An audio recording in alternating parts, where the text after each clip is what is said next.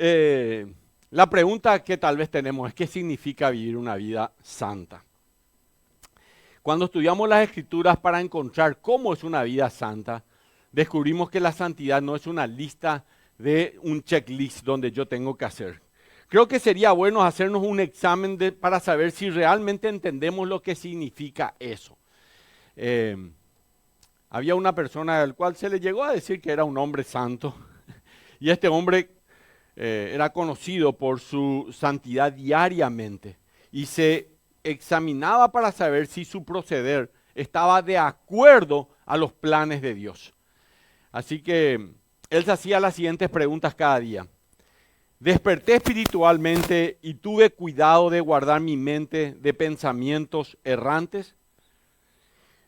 Me he acercado en oración o he dado lugar a la pereza y al abandono espiritual.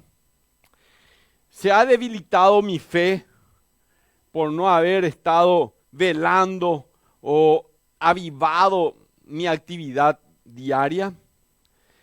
Y otra pregunta que se hacía: ¿he gobernado mi lengua bien? Recordando que en la multitud de palabras, dice la Biblia, siempre hay pecado. Y mi vida y mis palabras, se preguntaba, ¿han honrado a Cristo? ¿No les parece que es un buen examen para empezar hoy? En los pecados que estudiaremos hoy veremos que el apóstol Pedro quiere que entendamos muy bien lo que significa vivir una vida santa, y lo primero que veremos es que debemos estar entendiendo lo que somos. Ya les dije primeramente que es una cuestión emocional. ¿Quiénes somos? Cuando el Señor Jesucristo había empezado su ministerio, murió a los 33 años, así que tenía 30 años aproximadamente, era un jovencito. Y los más adultos, gente ya de 70 años, no se acercaban mucho porque ¿qué este jovencito nos va a enseñar a nosotros? Imagínense un jovencito de 30 años o un adulto de más de 70 años decir que este jovencito no me va a enseñar nada a mí, ¿verdad?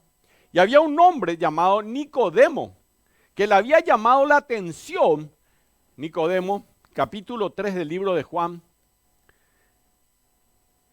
le había llamado la atención el hecho de que Jesucristo había hecho algunas señales, había hecho algunos milagros. Es probable que para cuando Nicodemo estaba dando vuelta por la región de Galilea, donde Jesús estaba, el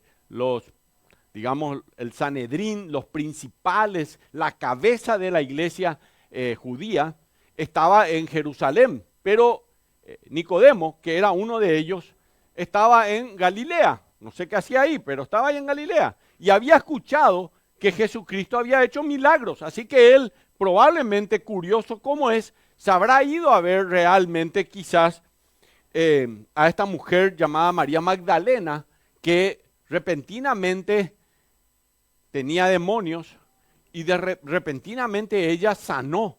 Ya no tenía los demonios adentro, se había sanado su alma. Imagínense. Así que eso le habrá llamado la atención. No cualquiera hace esto. Habrá visto otros milagros del Señor Jesucristo. Se hablaba de lo que él estaba haciendo en Galilea. Y entonces, una noche, para que nadie le vea, porque él era un adulto, era un principal, era un maestro de la ley, dice la palabra de Dios. Vamos a Juan capítulo 3. Juan capítulo 3. Háganse la escena, este hombre con su liturgia, todo vestido probablemente de negro, con un pectoral con los colores del efod, que era muy característico de los sacerdotes judíos, se acerca a Jesús, parece una autoridad, y este chico llamado Jesucristo, de 30 años, no vestido de la manera que estaba vestido el sacerdote. Jesucristo se decía con mucha simpleza. Isaías capítulo 53, el profeta 750 años antes, dice, le veremos más sin atractivo para que le deseemos. Así que Jesucristo no era así como una persona muy atractiva, pero eso dice la palabra de Dios. Isaías 53, después lo ven, ¿verdad? Ya se había prehablado el profeta Isaías acerca de cómo iba a ser el Señor Jesucristo, 750 años antes de Cristo. Dice Juan capítulo 3, versículo 1, había un hombre de los fariseos que se llamaba Nicodemo, un principal entre los judíos. Esta era parte del Sanedrín, un principal entre ellos. El Sanedrín eran 70 hombres que se encargaron en un momento dado, no todos ellos, pero un grupo de ellos, de condenar al Señor Jesucristo, luego llevarle a Poncio Pilatos. Pilatos lo llevó a Herodes, que estaba ahí en Jerusalén también, y Herodes le volvió a llevar a Pilato, y Pilato se lavó la mano y lo crucificó al Señor Jesucristo por pedido también del pueblo. Dice, Nicodemo era un principal entre los judíos, vino a Jesús de noche y le dijo, maestro, rabí significa maestro, sabemos que ha venido de Dios como maestro, porque nadie puede hacer las señales que tú haces si no está Dios con él. ¿Qué le había sorprendido a Nicodemo? Las señales que tú haces. Esas señales que yo ya me fui a verificar y son señales. Yo le conocía a María Magdalena. Ella no nos podíamos acercar. Yo la conozco a ella. Era una furia llena de demonios de verdad.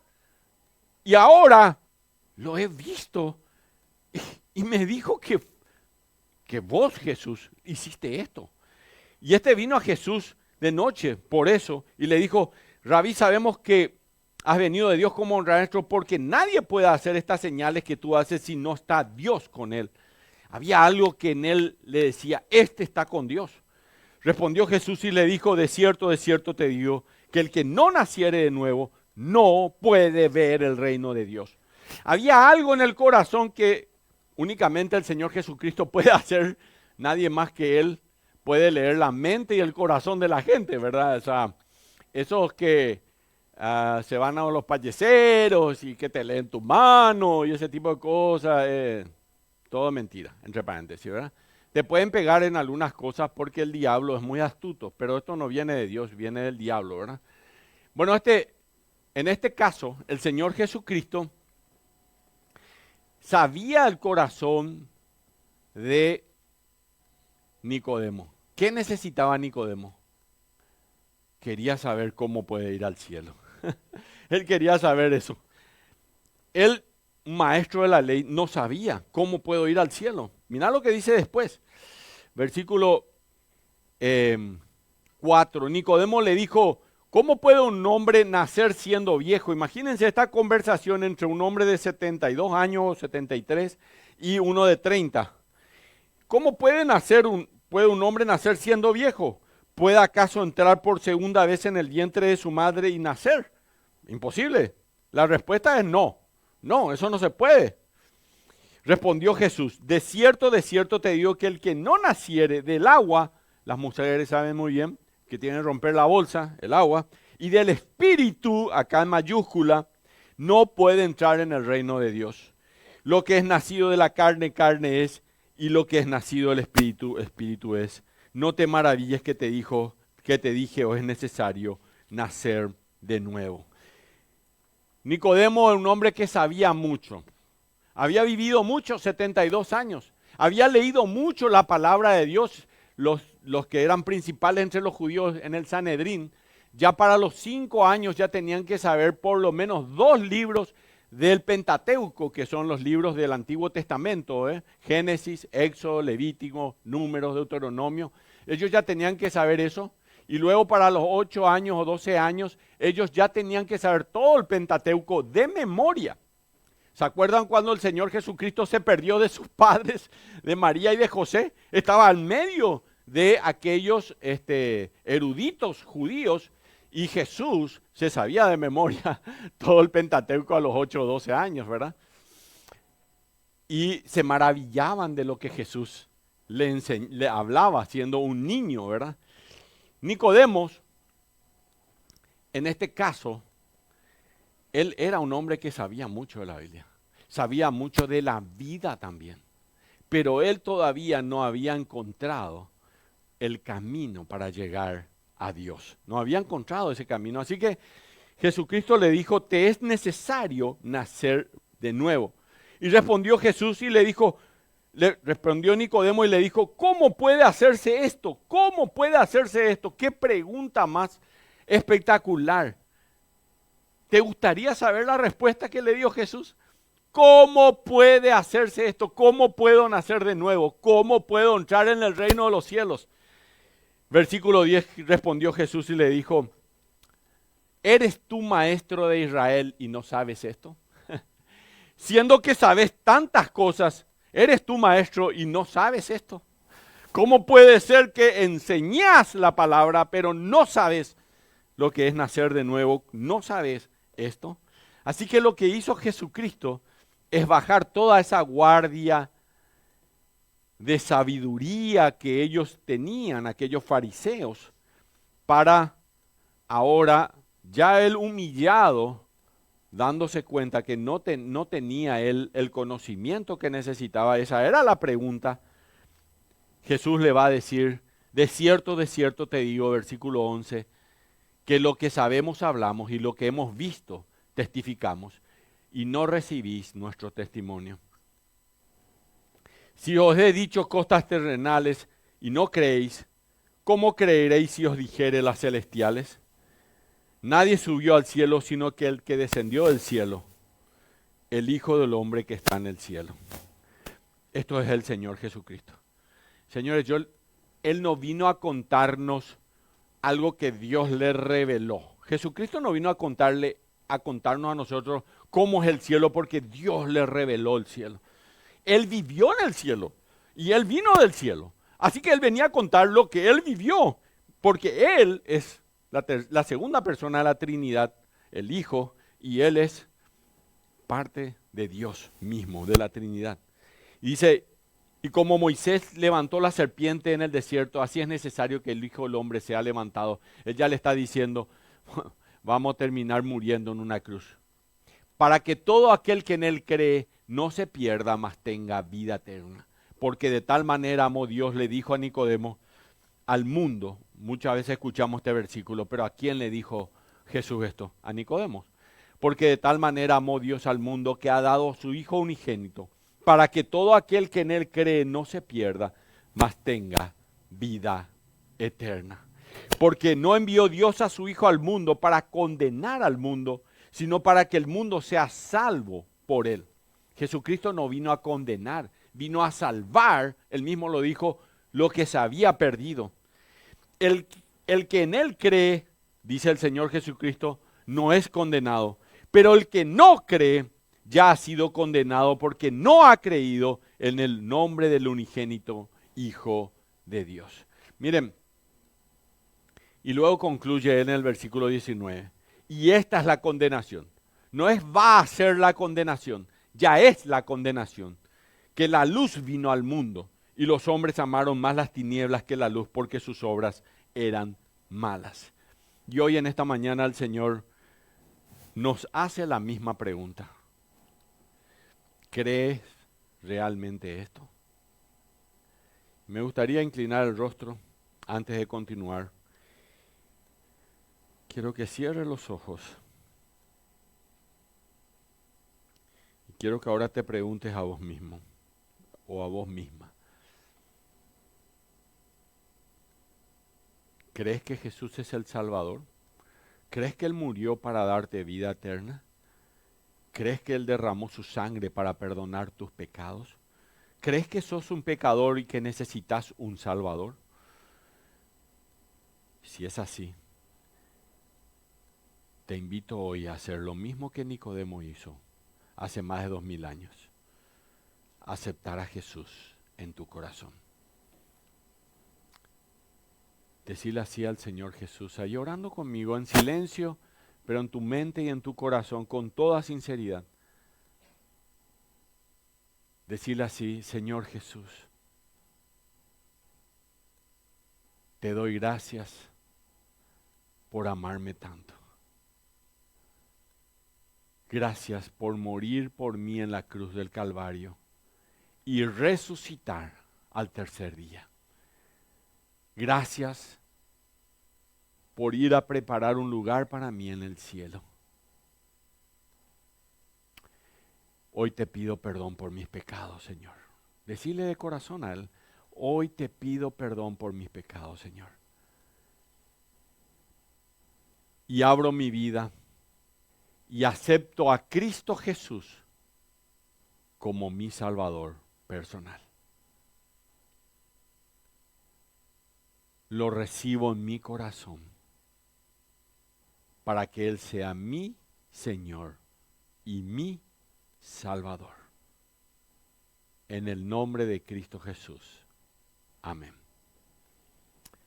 El Señor Jesucristo dijo, el que a mí viene, no le echo fuera. Y luego dijo así, venid a mí, todos los que estáis trabajados y cansados, yo os haré descansar. Así que si hoy le invitaste a Jesús a que Él sea parte de tu vida, Él no se va a olvidar de esto. Al contrario, Él va a hacer que realmente tengas una nueva vida. Así que vamos a seguir con otra parte de nuestro estudio bíblico. Y mientras seguimos esta parte,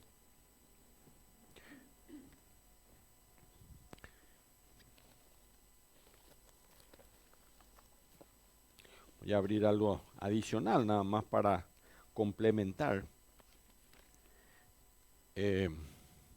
Quiero que vayan a Primera de Pedro nuevamente en el capítulo 2, versículo 11 y 12.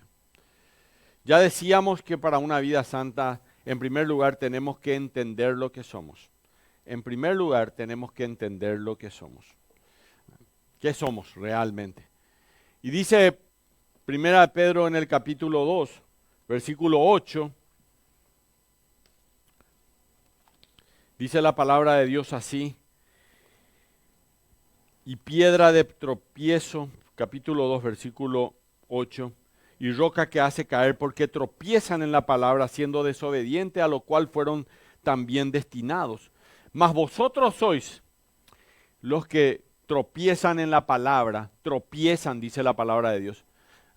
Pero nosotros, aquellos que no tropezamos en la palabra, sino que venimos a escuchar la palabra, mas vosotros sois linaje escogido, no Israel.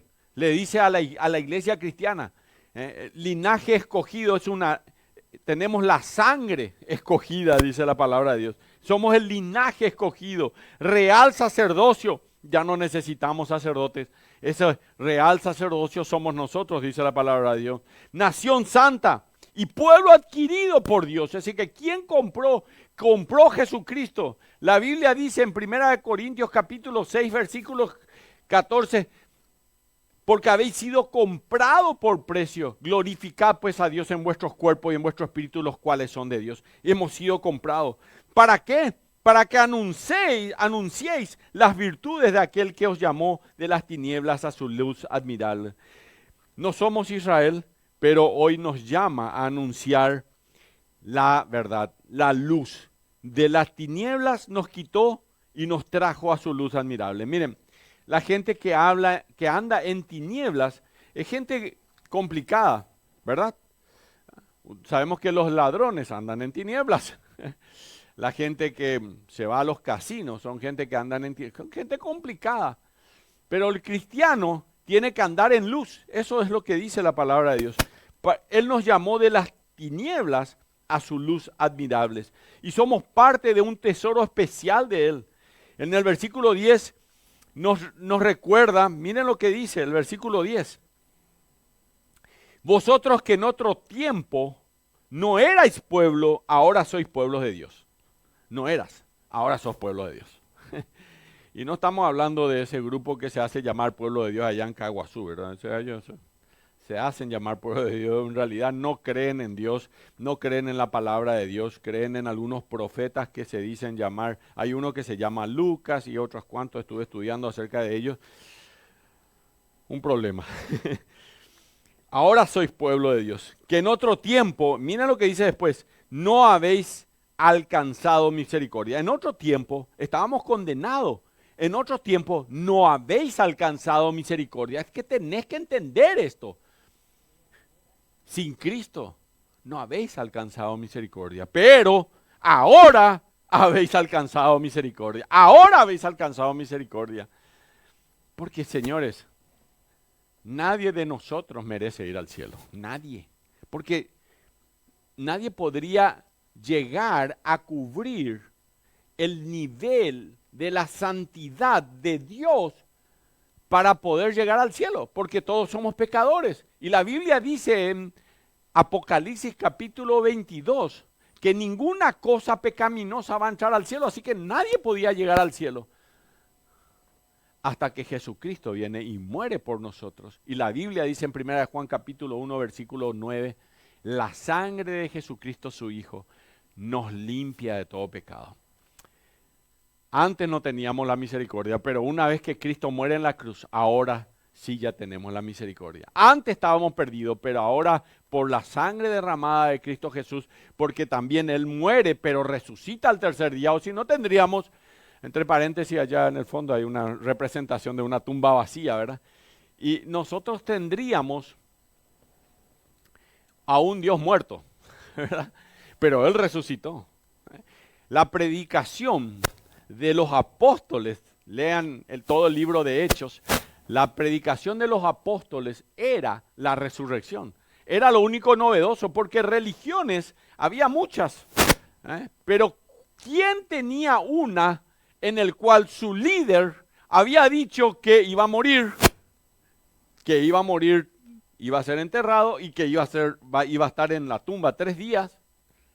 Y que después él dijo, yo me voy a levantar. ¿Quién había dicho otro? Nadie más, solamente Jesucristo. Y no solamente dijo eso, sino que lo cumplió. Entonces nosotros seguimos a un Dios vivo, verdadero. Tenemos un líder que vive. Y en estos versículos, el creyente de 3 maneras se le trata. Miren lo que dice el versículo 11. Y ya empezamos. Amados.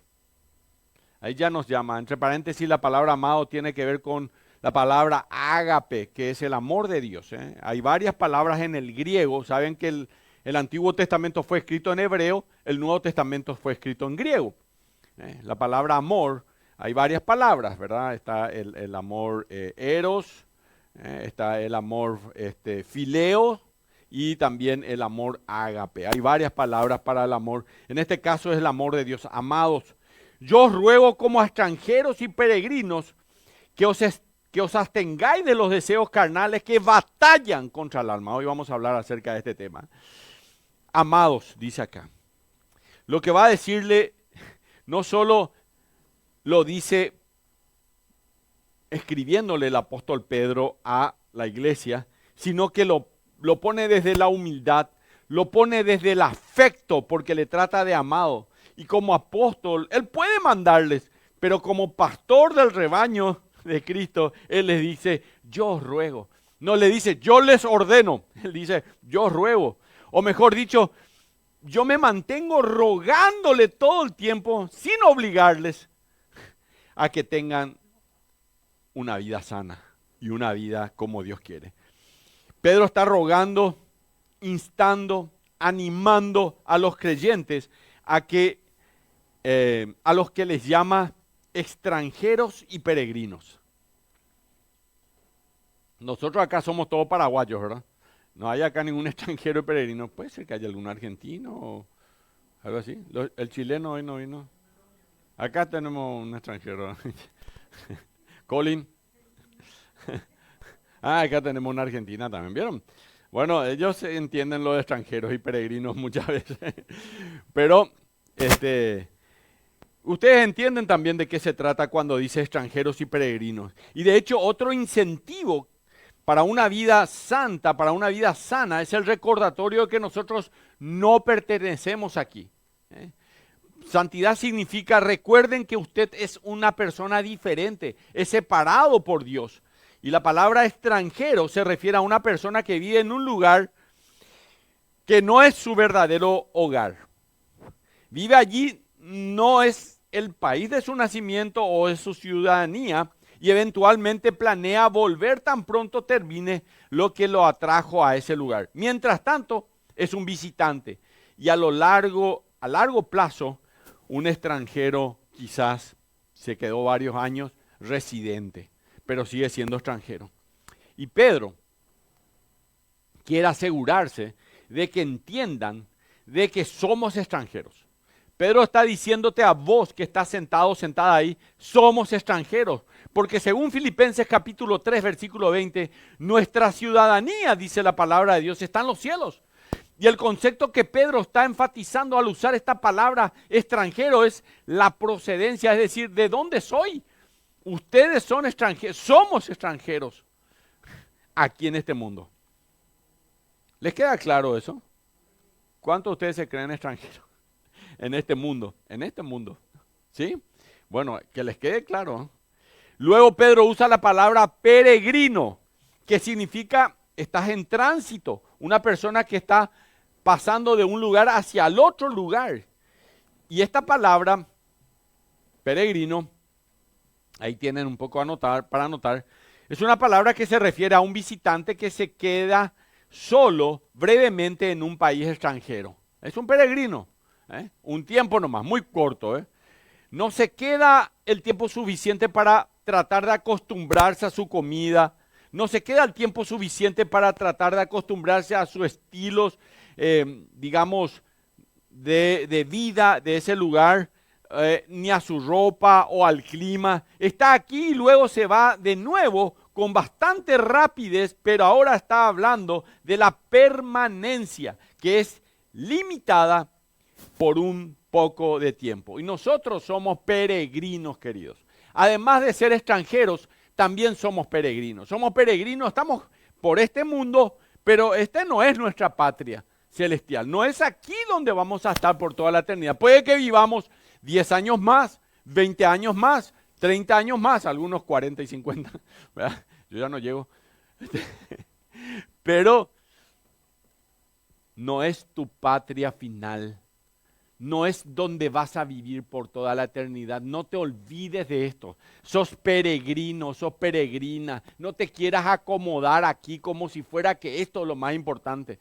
No quieras decir, yo necesito para mí esto, para mí aquello, porque yo voy a vivir para siempre aquí. No, no vas a vivir para siempre aquí. Somos extranjeros, dice el apóstol Pablo, y somos peregrinos. Y la verdadera patria del creyente es el cielo. Dice Hebreos capítulo 13, versículo 14, no tenemos aquí ciudad permanente. Hebreos 13, 14, repito, no tenemos aquí ciudad permanente. De modo que la visión del cristiano está puesta en cosas trascendentes y no en cosas transitorias. Y Pedro quiere que los hermanos sepan que para vivir una vida santa deben saber lo que son. ¿Qué son? ¿Qué somos? Extranjeros y peregrinos. ¿Cierto? ¿Estamos de acuerdo? Somos extranjeros y peregrinos. Tenemos una misión, sí, en este mundo. Ser luz en medio de la oscuridad. Pablo decía en 2 de Corintios 5:20, somos embajadores de Cristo. Somos embajadores asignados por el reino de los cielos a la tierra, donde representamos la naturaleza, el carácter, el interés y los mensajes de nuestro Rey, nuestro Señor Jesucristo. Trabajé en el Ministerio de Relaciones Exteriores. Trabajé 5 años, desde los 14 hasta los 18 años, casi 19, o sea, 5 años. Y mi función era recibir a los embajadores, ¿verdad? Trabajaba en la Secretaría Privada del Ministro, me compraban un traje todos los años y mi función era recibir a los embajadores. Tenía un guante, era protocolo del Ministerio de Relaciones Exteriores. Así que tenía apenas 14, 15, 16 años y hacía eso. Ellos venían con sus ropas, con sus turbantes si eran árabes. Venían con sus camisas especiales. Venían orgullosamente con sus cosas. Algunos de ellos traían un té. Los ingleses siempre traían y nos regalaban té. Otros traían algo que era típico de su país y le regalaban al ministro y también a los que éramos parte ahí, ¿verdad? Así que lo hacían con orgullo. Y acá el apóstol Pablo dice que nosotros somos embajadores de Cristo. Lo tenemos que hacer con orgullo. Tenemos que mostrar quién somos, no nos tenemos que disfrazar de otra persona. Aunque seamos extranjeros y peregrinos, tenemos que saber que como embajadores tenemos que mostrar quiénes somos. Por eso Pedro lo dice, somos embajadores de Cristo. Y esto es lo que somos. Y el incentivo para seguir una vida sana y santa incluye la conciencia de que somos residentes temporales, pasamos brevemente por este lugar, es una asignación del Señor para llevar el evangelio de salvación a todo el mundo y tenemos que entender esto en toda la totalidad. Así que en primer lugar tenemos que entender quiénes somos. Quiero decirles una cosa, que uno de los problemas más graves de la salud de la gente es que no sabe quién es. Ese es uno de los problemas. No tienen su propia identidad. Quieren ser otra persona. Y a mí me gustaría ser como Messi y no juegan fútbol como Messi. Así para esto para los hombres, ¿verdad? O a las mujeres y entonces, bueno, actúan con otro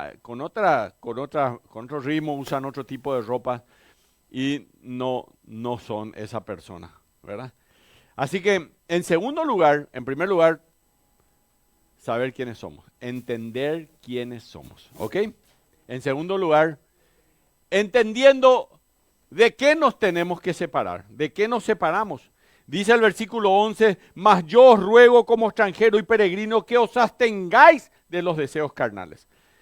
Hay que separarse de algo. Miren, ¿por qué hablamos de vivir una vida sana? Primero tengo que saber quién soy. Si yo sé quién soy, yo ya puedo tener una vida sana, porque mi mente ya va a cambiar. Yo ya sé que yo no me voy a estar muriendo por algo realmente. Miren, cuando hace unos 15 o 20 años quebró la caja de jubilados bancarios acá en Paraguay, hubo como 8 suicidios, porque sus vidas dependían de eso.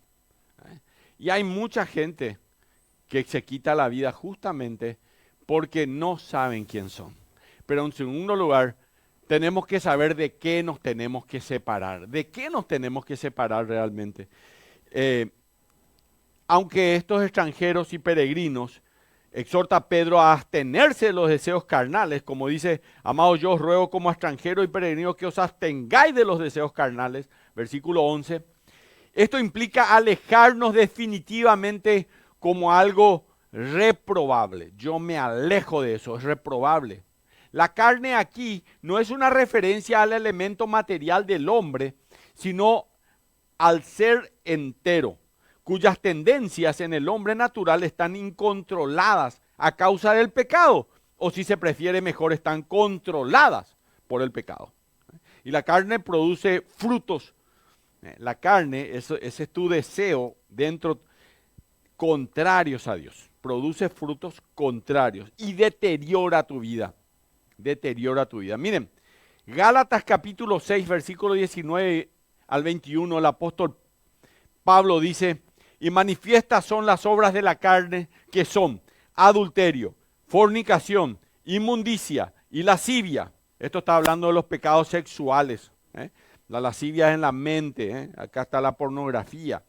Luego, lo que está mal, idolatría, hechicerías, enemistades. Esto definitivamente mata a una persona que quiera vivir una vida ordenada. Enemistades, pleitos, celos, iras y cosas semejantes. Bueno, contiendas también, disensiones y herejías, envidias, homicidios, borracheras y orgías y cosas semejantes a estas. Miren, ya el apóstol Pablo no sabía que iba a pasar 2000 años después, porque ahora se inventaron nuevos pecados. No sabía ya. Y dijo entonces él, y cosas semejantes a estas, cosas semejantes a estas. Y luego termina diciendo, acerca de los cuales os amonesto, dice el apóstol Pablo, como ya lo he dicho antes, que los que practican tales cosas no heredarán el reino de Dios. Y esa es la razón por la cual deben ser dominados por el Señor y no dominados por las pasiones. Tenés que saber quién sos y en segundo lugar tenés que separarte de aquello que domina tu vida, las pasiones que te hacen daño. Entonces, me pregunto, ¿de qué nos separamos? Y se trata de una separación de este complejo sistema mundano y carnal. Primera Pedro 1, 14 y 15, un poquito más atrás dice, como hijos obedientes, dice el apóstol Pedro, como hijos obedientes, repito, como hijos obedientes, no os conforméis, no se conformen. No hay permitidos en la vida cristiana, no hay tipo de martes a domingo voy a ser espiritual y los lunes nomás voy a pecar. Mi día permitido. No hay eso. Y eso es lo que acá la Biblia nos está diciendo. Como hijos obedientes, no os conforméis, no tomen la forma. La palabra conformar significa tomar la forma. No os conforméis a los deseos que antes teníais, estando en vuestra ignorancia. Esto era porque eras tabú. Estaba en vuestra ignorancia. Sino como aquel que os llamó es santo, sed también vosotros santos en vuestra manera de vivir. Esa es una cuestión de la manera en que vivimos. Entonces aquí hablamos del equilibrio para una vida sana. Sed santos en vuestra manera de vivir. Realmente no necesitamos muchos comentarios para decir lo que acá está diciendo la palabra de Dios. Y acá el verbo abstenerse significa mantenerse alejado de. Es decir, implica tensión, implica lucha. Y este es un tiempo presente, lo que significa en tiempo presente que es una actividad continua. Y la clave está en nunca rendirse. Repito, cuando yo repito algo es porque les quiero dejar eso como una cosa que se le tiene que quedar. No hay que rendirse. Yo sé que pecan, yo también. Pero no hay que rendirse. El que lucha no está muerto. Y vamos a seguir peleando contra el pecado. ¿Quién es perfecto? ¿Vino hoy alguien? No, ninguno de nosotros somos perfectos. Y la pregunta es, ¿habrá algo de lo que debamos separarnos para vivir una vida santa? Por ejemplo, hay algunos libros y revistas o páginas web que no tenés que ver y leer. Hay algunos programas de televisión y películas que no tenés que ver. Hay algunos videojuegos que no tenés que jugar. Hay algunos lugares a los que no tenés que ir. Hay algunas relaciones que no te van a alentar, que no deberías tener. Hay algunas cosas que no deberías ver en tus dispositivos celulares. En otras palabras, buscar la santidad siempre involucra la actividad constante del autocontrol. Y la santidad es el arte de decir no. Repito, la santidad, pueden anotar estas cosas, es el arte de decir no. Hay que aprender este arte. Hay que aprender este arte. Así que primero tenés que saber quiénes somos y luego tenés que, en segundo lugar, no rendirte y saber decir no. Dice el versículo 11, primera de Pedro, capítulo 2, versículo 11, que os abstengáis de los deseos carnales que batallan contra el alma. Si ustedes quieren pueden subrayar por favor ahí, batallan contra el alma. El alma es la parte inmaterial del ser humano y espiritual, que refleja su mente, que refleja tu carácter, que refleja tu voluntad. Y tu búsqueda por la vida sana, por la vida santa y el verdadero dentro tuyo, la verdadera persona dentro tuyo, esa es tu alma. Su carne está en contra de su alma. Eso es lo que dice. Lo que significa que hay una guerra interior. Y esa guerra nunca se detiene. Nunca se detiene. Todo el tiempo. Hasta a veces cuando estamos por dormir, ahí en los pensamientos vienen malos deseos. Y los deseos de la carne están en guerra contra tu propia alma. Miren, un autor escribió: estos deseos no solo están tratando de lastimar tu cuerpo, están tratando de pervertir tus deseos, esclavizar tu voluntad, oscurecer tu entendimiento, profundizar dentro tuyo un espíritu de desobediencia contra Dios.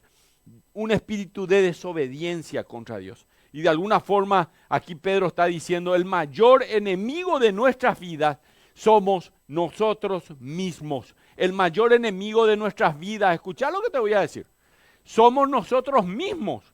Lo dijo Moody, un gran predicador del, más o menos allá por el siglo XIX. Moody dijo: tengo más problemas con Moody que con cualquier otro hombre que conozca. Moody llegó a llevar a miles de almas a los pies de Cristo, miles. 20,000, 50,000 almas que creían en Cristo como un Salvador. Y él decía: tengo más problemas con Moody que con cualquier otro hombre que conozca. Gálatas capítulo 5, versículo 17 dice, 16 y 17, digo pues, andad en el Espíritu y no satisfagáis los deseos de la carne. No lo hagan, no satisfagan, dice el apóstol Pablo. No satisfagan los deseos de la carne, porque el deseo de la carne es contra el alma, es contra el Espíritu, y el Espíritu es contra la carne. Hay una guerra, y estos dos se oponen entre sí para que no hagáis lo que quisierais.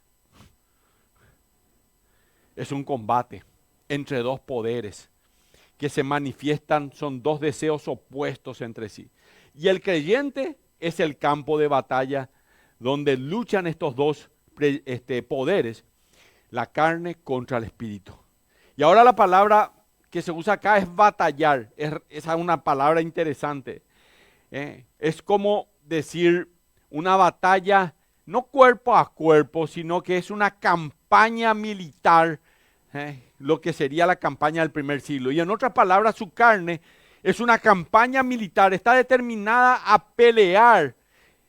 Y las campañas militares lo que hacían eran ir tomando terrenos. Así como acá en la guerra del Chaco, los bolivianos habían entrado, ¿verdad? Y tomaron terreno. ¿Qué hizo el ejército paraguayo? Comenzó a tomar terrenos también, ¿verdad? Y fue poniendo, digamos, sus soldados y ganaban una batalla, tomaban el terreno. Y esto es lo que hace el diablo. Son batallas, dice la palabra de Dios. Y en realidad lo que dice es que Satanás lo que está haciendo es tomar terrenos contigo. Va y tomando hasta que tome toda tu vida. Y eso es lo que él está queriendo hacer. Y también significa que la experiencia cristiana no se reduce a una sola batalla y se acabó. Es una guerra constante y una que no va a terminar hasta que un día estemos cara a cara con el Señor. Así que cualquier hombre que quiera luchar contra la inmoralidad, pero se pone a ver películas de alto contenido sexual, ha entregado sus ojos al enemigo. Es como si le dice: aquí está, voy a abrir esta puerta del ojo, tengo muchas ganas de crecer en mi vida cristiana, pero te voy a dar mis ojos, no más, por un par de horas, para que lo uses en mi contra. Así que entra, sentate allí, trae tu bolsita de pororó y te pones a mirar eso que justamente no tenés que estar usando. Una mujer que quiere ser una mujer santa para Dios, pero se pone a escuchar todo el día músicas con letras que representan pura sensualidad. Hoy me bajé a quitar un dinero en el cajero automático acá en en la estación y había un televisor prendido con unas chicas bailando con casi nada de ropa. Y la música decía, quítate la ropa. Eso decía, quítate la ropa. Y una mujer que le entrega a esas músicas, a lo que representan sexualidad y sensualidad en esas letras, el egoísmo de este mundo, en realidad está entregando sus oídos al enemigo. Y le está diciendo, tomá, puedes tener unas 5 horas mi oído, puedes usar mis oídos para derrotarme mientras voy a buscar una vida santa. Pedro está diciendo, les exhorto, yo os ruego, como amados que son, que no pertenecen a la tierra, tengan cuidado. Esto es más que una tentación. Despierten. Eso dice el apóstol acá. Y esto es una guerra. Y este no es momento de tomar asiento y relajarte. No, no es el momento. Entonces, la búsqueda de santidad comienza entendiendo quiénes somos, entendiendo que tenemos que decir que no, es decir, de quién nos tenemos que separar, pero en tercer lugar, tenemos que entender a quién literalmente, abstenernos continuamente de los deseos carnales, porque estas continuamente van en guerra contra el alma, pero en tercer lugar, tenemos que entender a quién señalamos. Finalmente, cuando decidimos vivir en santidad, cuando queremos vivir una vida sana, vamos a señalar a otras personas que creemos y conocemos a un Dios santo. Es decir, va a haber gente que te va a seguir. Miren, en esta semana, uno de los presidentes de la Unión Industrial Paraguaya que está queriendo que yo le dé un descuento cuando le iba a vender software, expresidente, me hablaba de la fe. Me dijo, yo siempre veo los reel que vos envías y yo guardo. Y así otros más. Uno de los que ayer pasó a Teletón y le estuve viendo que es cliente ahí me dijo lo mismo. Yo siempre guardo los reel que vos envías. Vos estás señalando el camino. ¿Se dan cuenta? Señalamos el camino por medio de la palabra del Señor. El versículo 12 dice, versículo 12, mantengan buena vuestra manera de vivir entre los gentiles, es decir, que entre aquellos que no son de Cristo, para que en lo que murmuran de vosotros como de malhechores, glorifiquen a Dios en el día de visitación al considerar vuestras buenas obras. Y Pedro está diciendo que el testimonio del cristiano como extranjero y peregrino descansa en su buena conducta, en una conducta honesta y ejemplar. Y el mundo está atento a los fallos morales de los cristianos. Por eso y por esa razón la conducta correcta de estos tiene que mantenerse. El verbo es mantengamos, expresa una acción continua, debe tenerse siempre. Traducido, y aquí dice una buena conducta, denota que además de ser buena nuestra conducta, tiene que ser bella, tiene que ser linda. Un gran predicador que escribió varios libros dijo, los creyentes son observados por el mundo que en lugar de ver malignidades propias de malhechores, ve las buenas obras que son su práctica habitual, su cotidiano estilo de vida. Y yo te quiero hacer una pregunta. ¿A quién le estamos señalando hoy? Y esto es lo que necesitamos entender. Pedro no solo está interesado en que los cristianos progresen en santidad, no solo está interesado en que desarrollemos una buena reputación, él quiere ver a la iglesia alcanzando al mundo con el evangelio. Y esto no va a suceder a menos que nuestra manera de vivir traiga gloria a Dios. ¿Por qué esperaría que una persona no cristiana que no venga a esta iglesia o a cualquier otra iglesia cristiana quisiera conocer a Dios? Pedro no solo quiere que busquemos la santidad, quiere que hagamos evidente la santidad. La consecuencia principal de todo esto es que el cristiano, entre aquellos que no siguen a Dios, finalmente glorifican a Dios por la conducta del cristiano. Dice el versículo, capítulo 5 de Mateo, versículo 16, el Señor Jesucristo dijo: los hombres ven las buenas obras de los discípulos de Jesús y glorifican a Dios. Y termino con esto. Una conclusión muy rápida. Primero, no hay una fuerza misionera más poderosa que una vida evidentemente santa.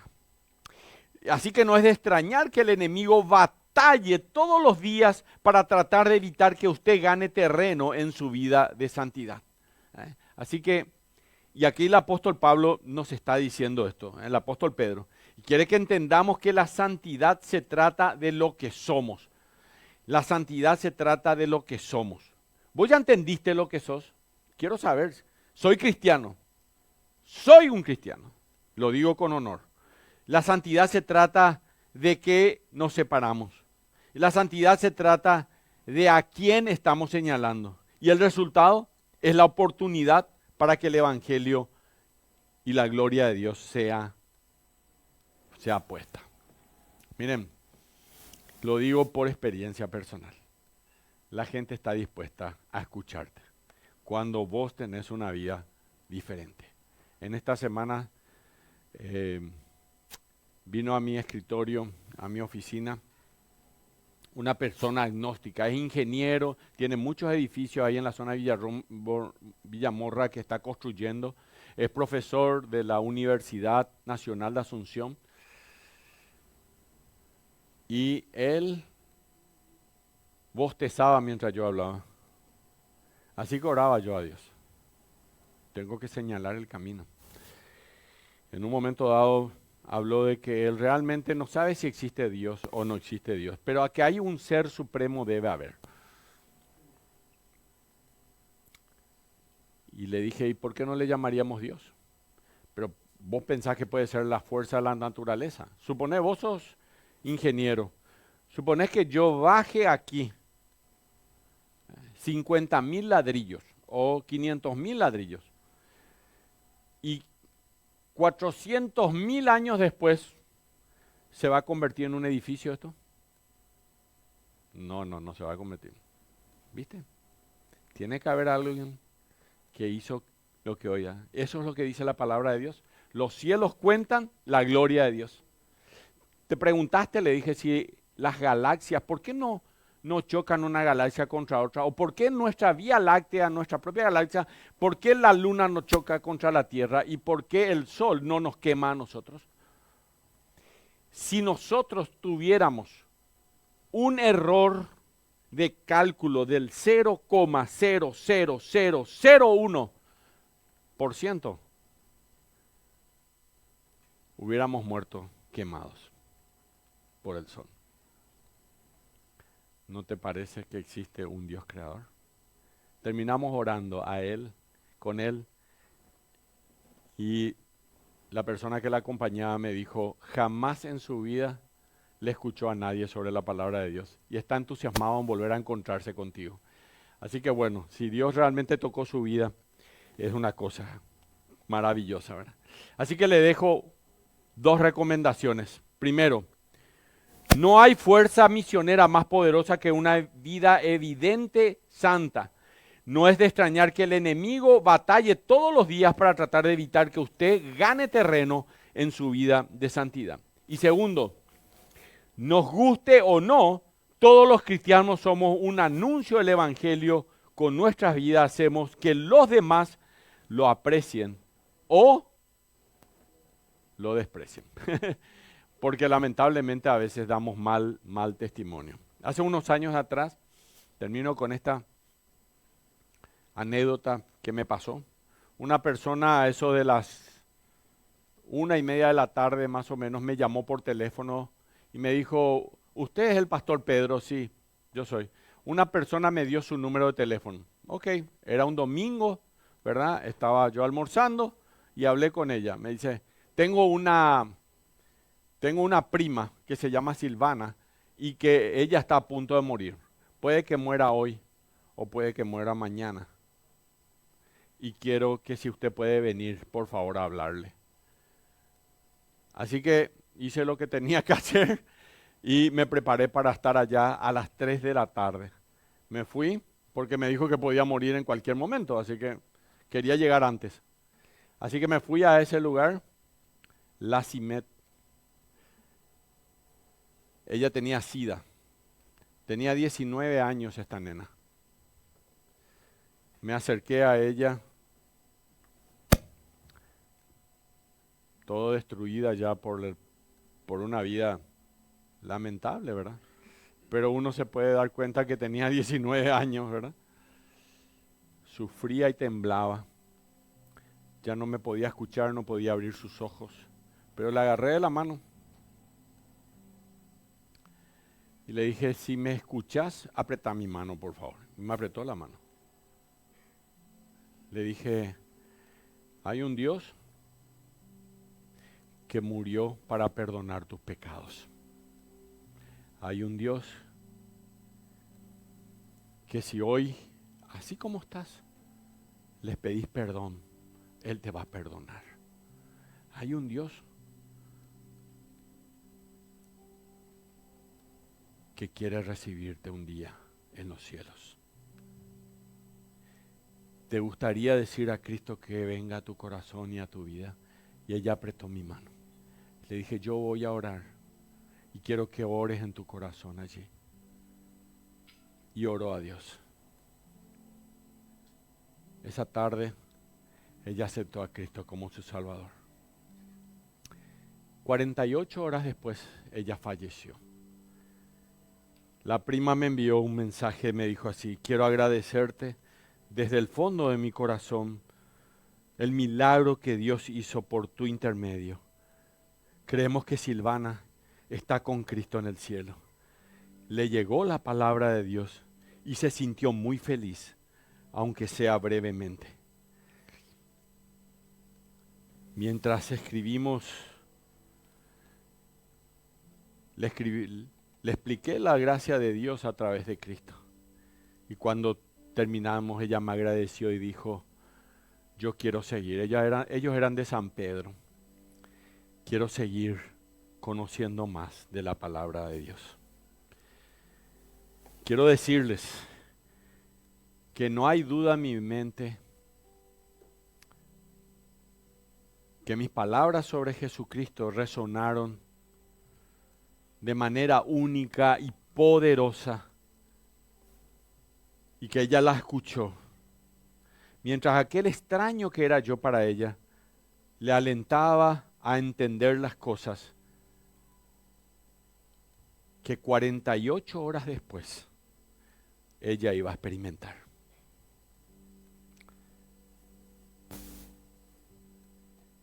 Nunca se olviden que mientras andamos conforme al Espíritu y no conforme a la carne, las personas estarán examinando cuidadosamente tu vida y la mía.